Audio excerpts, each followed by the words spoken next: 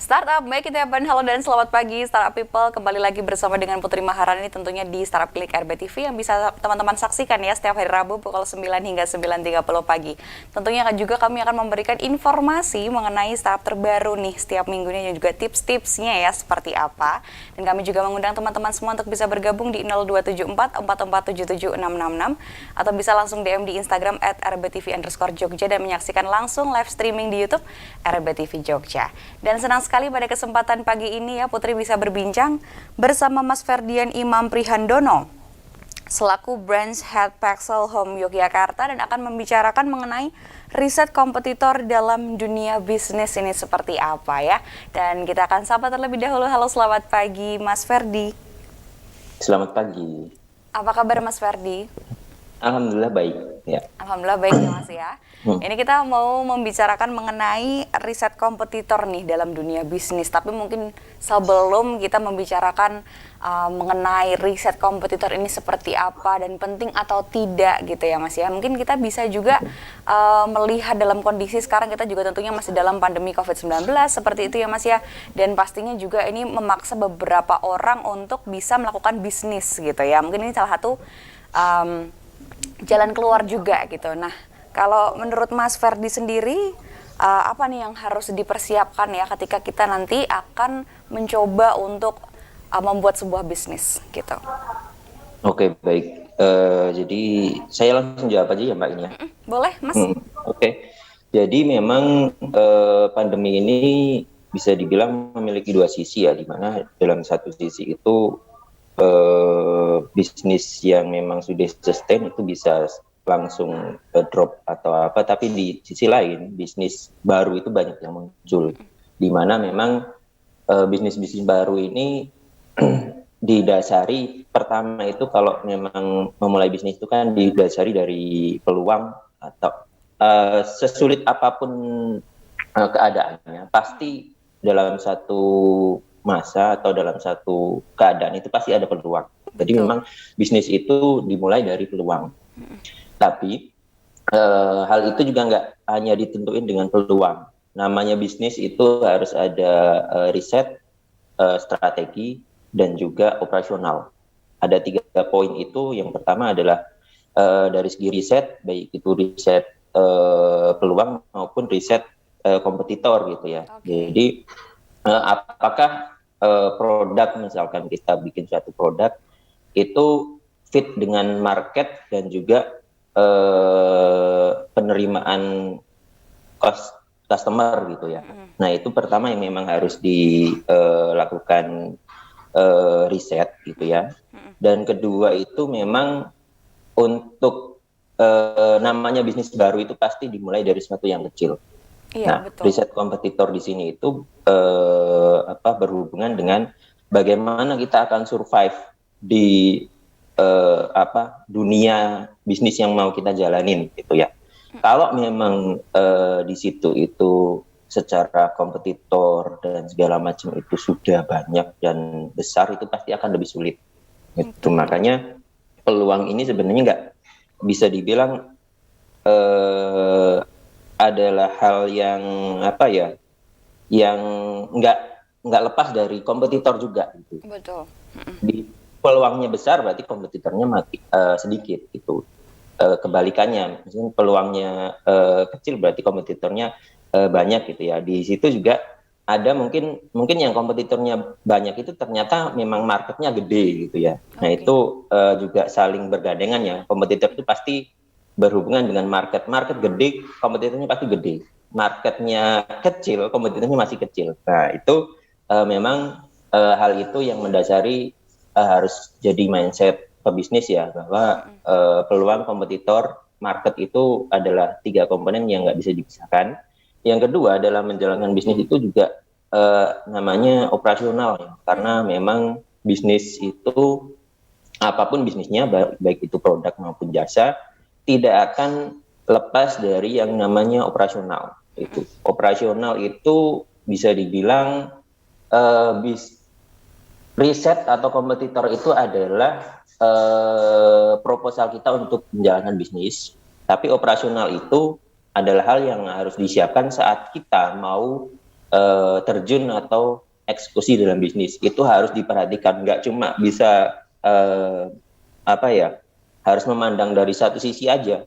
Peluangnya gede, operasionalnya tidak diperhatikan, itu juga nggak akan jalan. Jadi jangan pisahkan antara operasional dan juga riset ya kalau untuk berbisnis, karena operasional itu yang nanti akan menentukan eh, seberapa panjang nafas bisnis kita gitu ya. Jadi karena dalam bisnis itu pasti tidak akan tidak akan kita bikin satu produk terus habis itu sukses gitu, kemungkinannya jarang gitu ya. Jadi pasti akan ada yang namanya market fitting, product fitting gitu ya. Di mana produk kita itu, apalagi produk baru ya, di mana pasarnya itu pasar baru, itu kita harus menyesuaikan produk kita untuk diterima di masyarakat.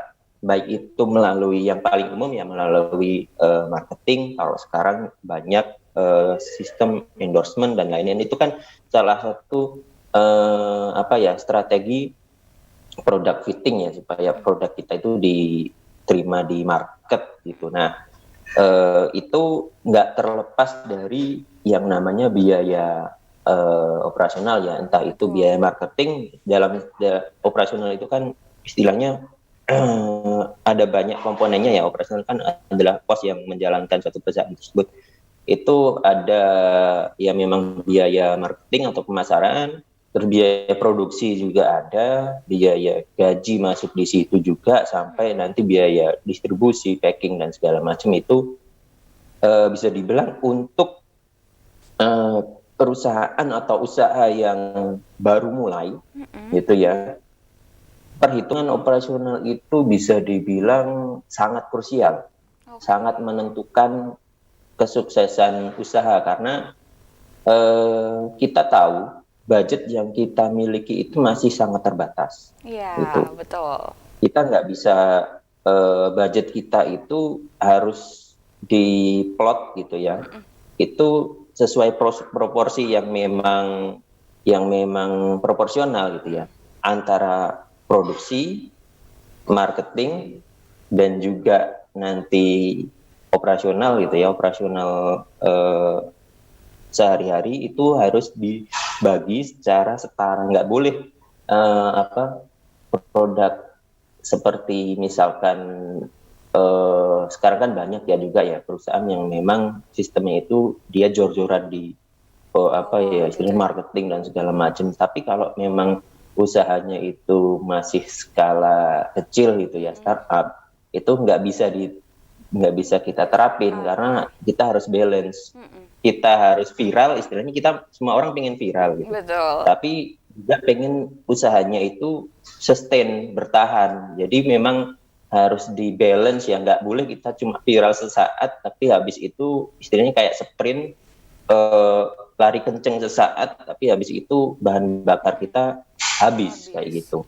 Itu gambaran umumnya seperti itu, Mbak. Wow, jadi memang banyak sekali ya. Apalagi tadi mengenai riset dan juga operasional ini yang saling berkesinambungan. Jadi kita harus benar-benar memperhatikan gitu ya, Mas ya. Yeah. Salah satunya tadi adalah sebelum kita istilahnya membudgeting dari operasionalnya adalah riset juga. Yang ini adalah riset kompetitor. Nah, kalau untuk riset kompetitor ini kita harus apa nih, Mas? Apa yang harus kita lakukan untuk bisa meriset kompetitor gitu? Ya, untuk riset kompetitor sendiri sebenarnya itu akan menentukan arah dari perusahaannya, baik itu positioning usaha kita ataupun positioning produk kita. Karena gini, mungkin ada yang jual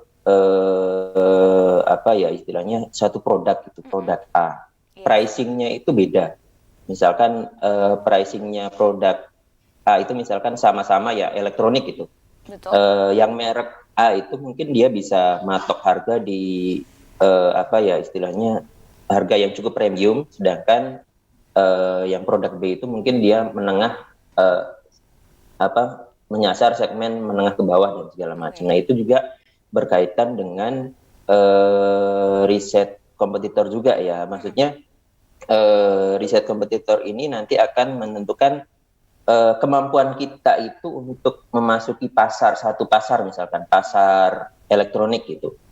Kita ada mungkin udah ada kompetitor-kompetitor besar gitu ya, yang mana dia menjual produk ABC gitu, misalkan menjual ABC. Nah, kita mungkin kalau langsung head to head sama mereka itu akan pasti kalah. Betul. Karena yang namanya kita produk baru, masih customer masih belum familiar dengan kita. Kalau kita tanpa riset gitu ya, tanpa pertimbangan terlebih dahulu masuk di situ dengan positioning yang sama, itu pasti akan kalah. Makanya di sini kita harus riset nih, riset kompetitor itu dia masuk di segmen yang mana gitu. Terutama untuk kompetitor itu yang biasanya kita jadi benchmark itu ya market leader dan istilahnya 10 terbesar lah, itu mereka masuk marketnya yang mana. Terus kita dengan dengan kemampuan kita, dengan istilahnya ya budget yang kita miliki dan effort yang bisa kita jangkau, kita bisa mengambil ceruk yang mana dari market ini gitu. Makanya istilahnya riset kompetitor itu untuk menghindari tabrakan lah antara satu perusahaan dengan perusahaan lain. Kita harus bisa memposisikan produk kita itu supaya diterima dengan pasar dan kita nggak head to head, istilahnya tabrakan dengan langsung dengan perusahaan-perusahaan yang memang sudah terjun sebelumnya atau market leadernya kayak gitu. Oke, nah ini berarti memang diperlukan juga untuk riset. Oke, berarti kita tuh kalau misalnya baru nih nggak bisa untuk langsung yang head to head sama yang besar gitu ya Mas ya. Nanti kita juga akan menanyakan hal-hal lain yang masih berhubungan dengan riset kompetitor, tapi kita akan jeda terlebih dahulu ya Mas ya. Jadi jangan kemana-mana, Startup People tetap bersama kami tentunya di Startup Clinic RBTV.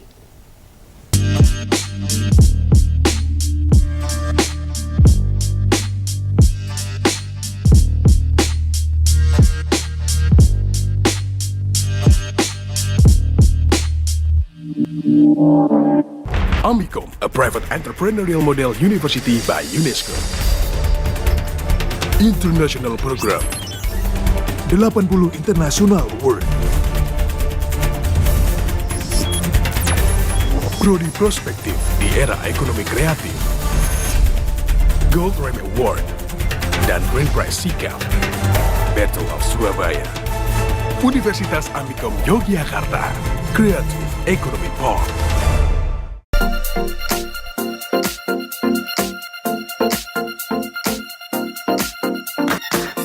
Memakai masker di setiap kegiatan.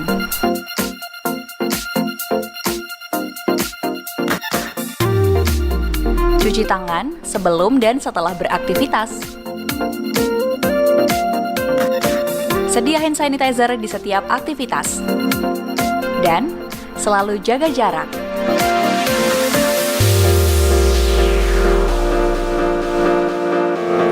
Lindungi diri dan tetap patuhi protokol kesehatan.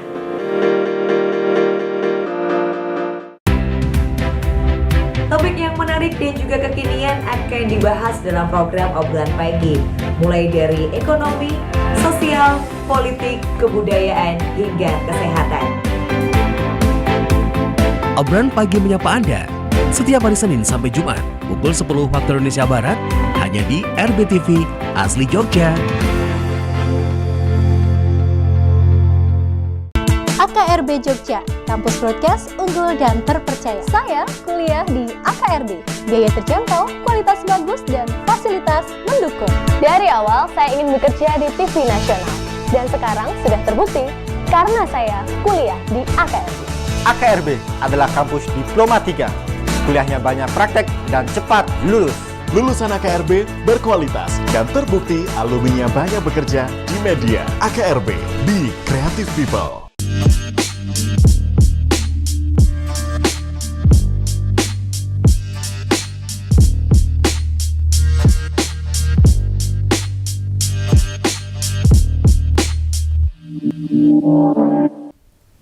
Oke, Startup People masih bersama kami tentunya di Startup Clinic RBTV membicarakan mengenai riset kompetitor dalam dunia bisnis bersama dengan Mas Ferdi ya, selaku Branch Head Pexel Home Yogyakarta. Kalau tadi juga sudah dibicarakan begitu kan bahwa ternyata memang hal penting adalah riset dan juga operasional nih ya, Mas Ferdi ya. Mungkin kita bisa melanjutkan lagi nih Mas untuk riset sendiri. Misalnya nih setelah riset gitu kan terus ternyata muncul nih bahwa oh oke, berarti kan tadi kita kalau bisa harus tahu dulu nih, oh mungkin kita nggak harus yang misalnya apple to apple sama perusahaan ini karena dia udah premium nih, udah kelasnya kelas A nih, sedangkan mungkin kita bisa bikin yang kelas B atau kelas C-nya dulu, seperti itu ya. Nah ternyata di suatu ketika meriset itu adalah suatu tren atau produk yang sedang viral gitu. Nah ini kan otomatis pasti semua orang yang memiliki produk atau memiliki bisnis dengan kita tuh kan pasti akan istilahnya membuat produk itu juga gitu ya Mas, atau mengikuti tren itu.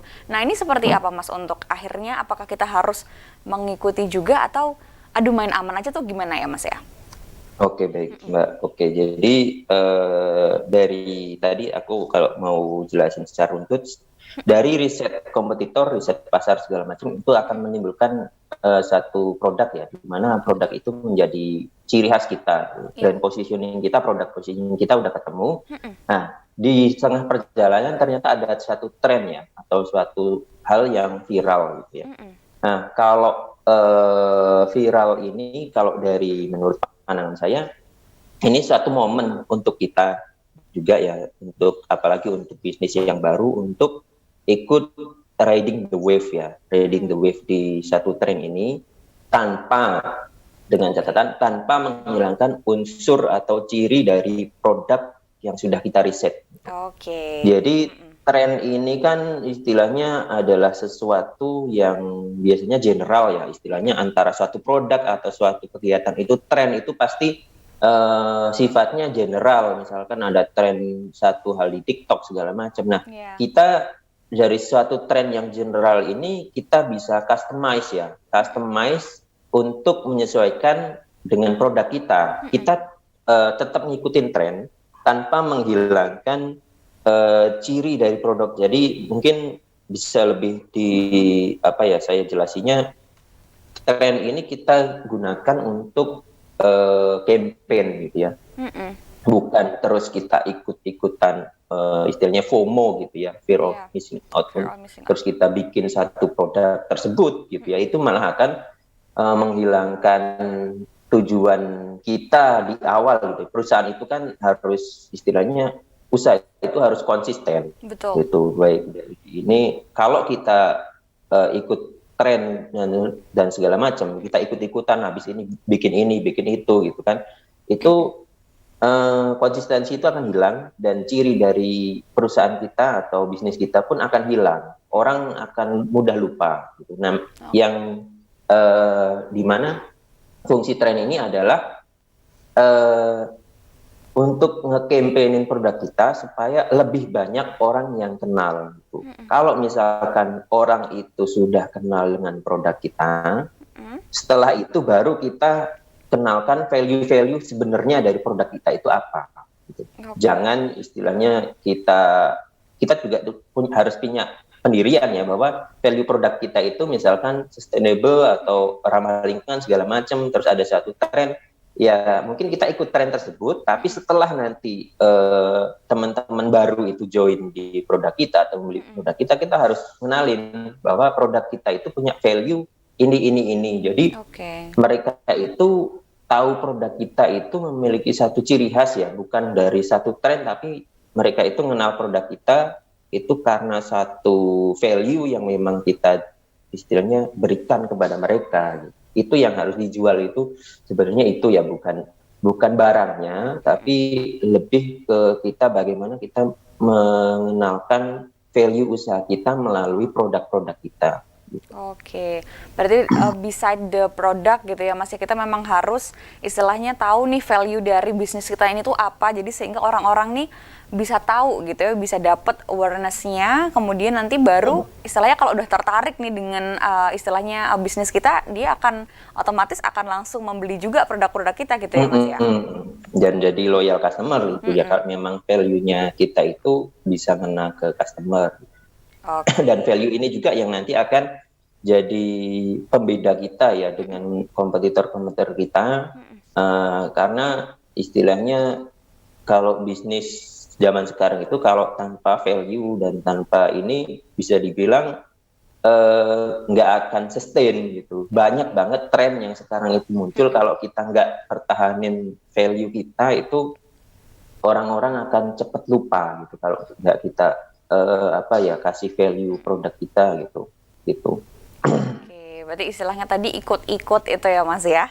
Oke. Iya. Oke, Mas, kalau misalnya nih untuk riset kompetitor sendiri, misalkan katakanlah ada suatu produk atau misalnya bisnis A, kemudian dia melihat kompetitornya sebenarnya sama nih untuk dari segi marketnya pun juga sama gitu ya, 11-12 gitu, ngelihat ke bisnis B gitu. Nah akhirnya si bisnis B ini memunculkan suatu produk baru ataupun juga tren baru yang sehingga si bisnis A ini pengen ikut gitu. Nah apakah kita mungkin sebenarnya mirip ya Mas, apakah kita juga istilahnya ketika itu marketnya sama, kemudian juga harganya juga 11-12 sama, kita tuh boleh nggak sih untuk istilahnya menjiplak gitu, atau ikut-ikutan yang dalam artian kayak dia laku nih pakai ini, aku juga mau buat yang sama persis. Nah itu sebenarnya kalau dalam dunia perbisnisan itu tuh sebenarnya boleh nggak sih Mas, atau mungkin kita kayak ya udah deh dia bikinnya kayak gitu tapi aku ubah sedikit di apanya, misalnya kayak gitu tuh gimana Mas? Untuk jadi kan kadang-kadang ada yang gitu juga bingung gitu ya. Ya baik.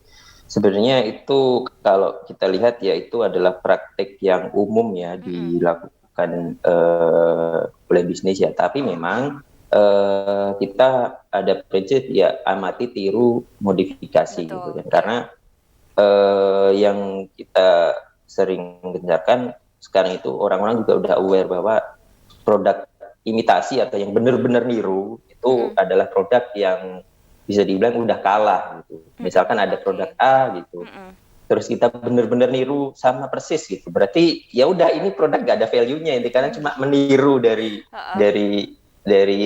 kompetitornya. Dia nggak punya inovasi segala macam.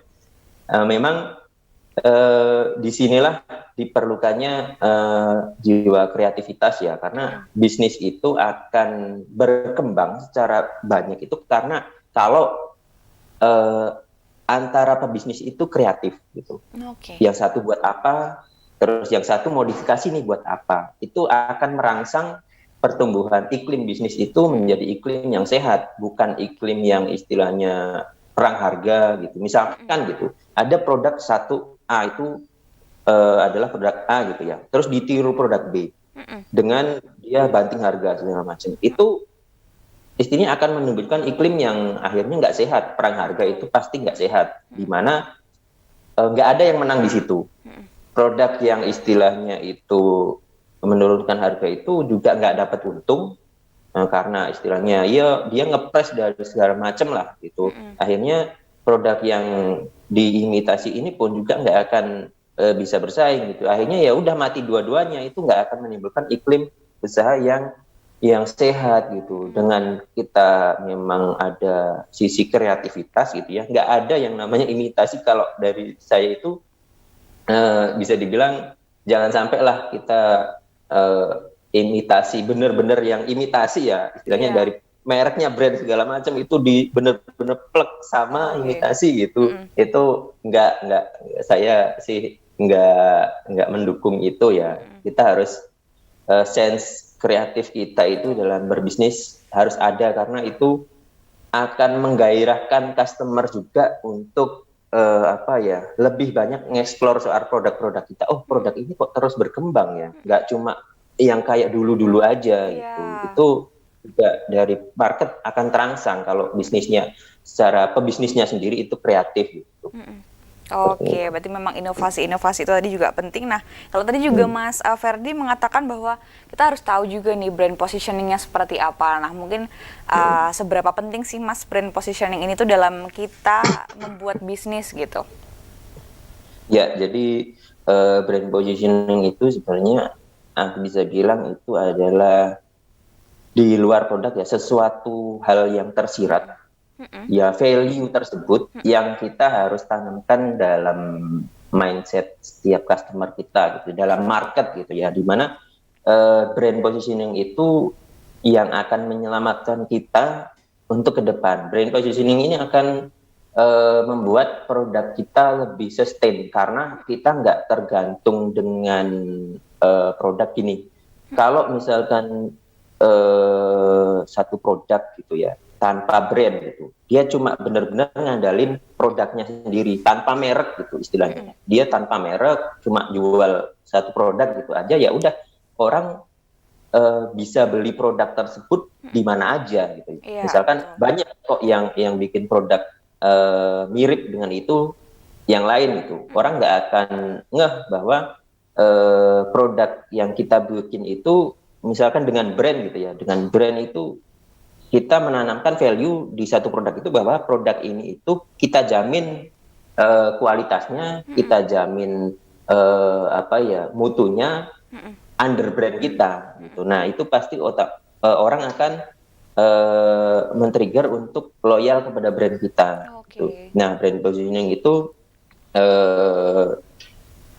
istilahnya gunanya adalah untuk menjaga loyalitas customer ya, karena sekarang itu istilahnya bisa dibilang jangan sampai kita bikin produk itu ya tanpa brand ya. Kalau memang bukan vendor, istilahnya kita mau benar-benar usaha sendiri gitu ya. Kita mau namanya usahakan, kita punya produk, kita punya brand, kita ngembangin brand ini gitu ya. Jadi jangan udah nggak kayak dulu lagi ya, misalkan jualan tanpa brand, yang penting produknya misalkan produk makanan apa gitu, tanpa brand itu ya laku-laku aja. Tapi kalau dengan iklim bisnis yang sekarang itu nggak akan bertahan gitu ya, karena orang udah mulai aware ya dengan brand-brandnya sendiri. Mereka udah dari kecil mereka udah didoktrin dengan berbagai brand gitu ya. Kalau kita muncul tanpa brand, sama brand positioning dan lain-lain,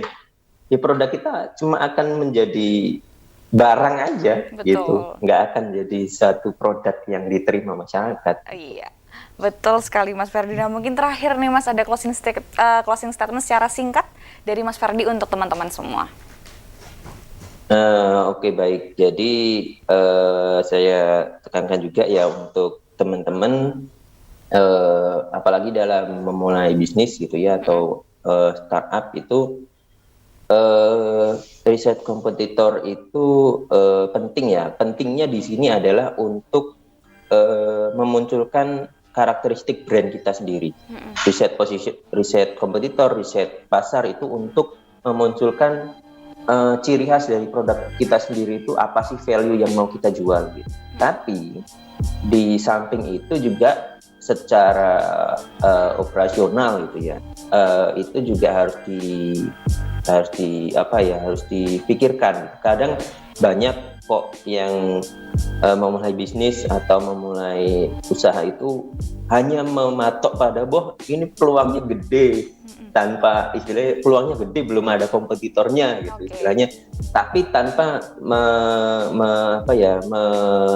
memikirkan operasional. Itu akhirnya dia yang akan kewalahan sendiri karena dia nggak mampu untuk menjalankan operasionalnya seperti Betul. Oke, baik Mas Ferdi, waktunya juga sudah habis. Terima kasih banyak sudah berbincang hari ini, seru sekali. Semoga saya ada juga sukses selalu.